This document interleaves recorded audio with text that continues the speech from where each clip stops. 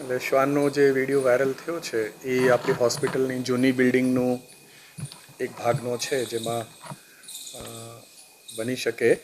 અમે એની તપાસ કરી રહ્યા છીએ કે ક્યારે એ ઘટના બની છે અને સિક્યોરિટીને એવી જવાબદારી સોંપેલ છે અને કે જ્યારે પણ કૂતરો દેખાય તો એને બહાર ભગાડવાની કોશિશ કરવાની.